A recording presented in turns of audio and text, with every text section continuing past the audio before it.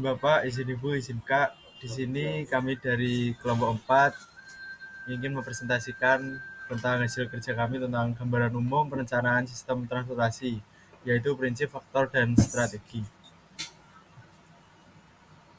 Untuk halaman pertamanya, kita itu menjelaskan apa itu perencanaan angkutan.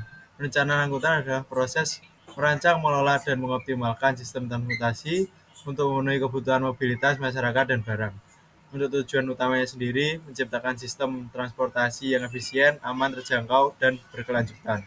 Dan melibatkan analisis multidisiplin, mulai dari teknis hingga sosial ekonomi dan lingkungan.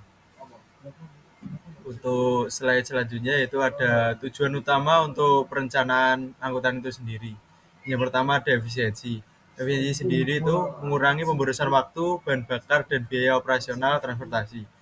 Yang kedua, untuk mengatasi kemacetan, yaitu menyusun solusi untuk mengurangi kepadatan lalu lintas, terutama di kota besar yang kita tahu sendiri sering mengalami kemacetan dan menghambat transportasi. Lalu yang ketiga sendiri ada keselamatan. Yang keselamatan ini adalah menekan angka kecelakaan dengan merancang sistem yang aman bagi semua pengguna jalan.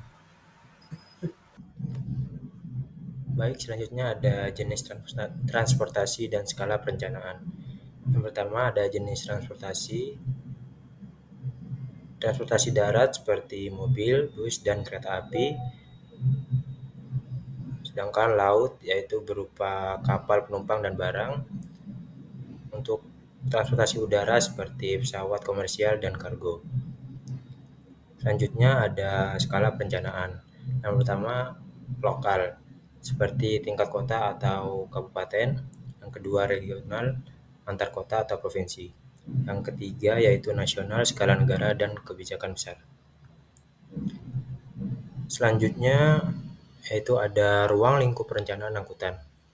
Perencanaan angkutan tidak hanya menyangkut pembangunan fisik infrastruktur, tapi juga mempertimbangkan aspek teknis seperti desain jaringan jalan dan kapasitas sarana serta teknologi.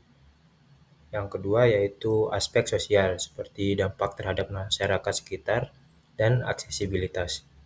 Yang ketiga yaitu aspek ekonomi seperti efisiensi biaya, dampak terhadap perekonomian lokal atau nasional. Dan yang terakhir yaitu aspek lingkungan seperti emisi, polusi udara, dan suara serta efek pada ekosistem. Di sini saya akan melanjutkan penjelasan tentang prinsip-prinsip dasar. Ada beberapa prinsip-prinsip dasar dalam logistik, yaitu yang pertama ada efisiensi, di mana untuk meminimalkan waktu dan biaya. Yang kedua ada keselamatan, untuk mengutamakan keamanan pengguna transportasi. Yang ketiga yaitu keberlanjutan, yang dimana sistem yang ramah lingkungan dan bisa bertahan dalam jangka yang panjang. Yang keempat ada aksesibilitas, yang artinya semua kalangan masyarakat dapat mengakses transportasi yang ingin dinaikinya. Yang terakhir ada integrasi, yaitu antar moda saling terhubung, misalnya bus ke kereta, kereta ke bandara, dan sebagainya, atau bus ke kapal, atau dari kapal ke bus. Nah, itu yang selanjutnya ada tahapan perencanaan angkutan. Ada beberapa tahapan dalam perencanaan angkutan. Yang pertama ada analisis kebutuhan, yang kedua ada pengumpulan data, yang ketiga ada perencanaan jaringan, yang keempat ada desain infrastruktur. Yang pertama, analisis kebutuhan yaitu mengidentifikasi masalah dan kebutuhan transportasi masyarakat.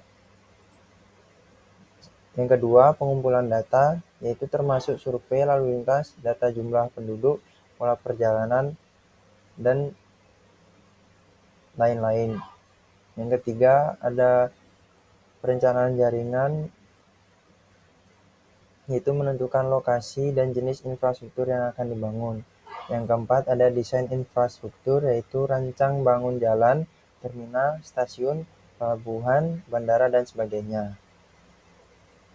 Faktor yang mempengaruhi perencanaan. Yang pertama, faktor geografis, yaitu topografi dan iklim mempengaruhi pemilihan jenis transportasi dan desain rute. Yang kedua, faktor sosial ekonomi, yaitu tingkat pendapatan dan pola aktivitas masyarakat menentukan kebutuhan layanan. Yang ketiga, faktor teknologi, yaitu inovasi sarana transportasi, misalnya seperti kendaraan listrik. Yang keempat, faktor lingkungan, yaitu perencanaan harus mempertimbangkan emisi, kebisingan, dan dampak ekosistem. Lalu ada tantangan dalam perencanaan angkutan. Yang pertama, ada kemacetan. Perlu manajemen lalu lintas dan pengurangan kendaraan pribadi. Yang kedua, pertumbuhan penduduk. Semakin banyak pengguna transportasi, perlu peningkatan kapasitas. Yang ketiga, keterbatasan lahan. Kesulitan menyediakan ruang untuk jalan atau terminal di kota padat. Yang keempat, ada dampak lingkungan, yaitu resiko pencemaran udara, kebisingan, dan getaran. Lalu yang terakhir ada pendanaan. Perlu sumber dana dari pemerintah, swasta, atau kerjasama. Strategi perencanaan yang efektif. Transportasi massal. Pengembangan BRT atau Bus Rapid Transit atau LRT Light Rail Transit untuk mengurangi penggunaan kendaraan pribadi. Energi terbarukan. Mendorong penggunaan electric vehicle atau EV untuk mengurangi emisi.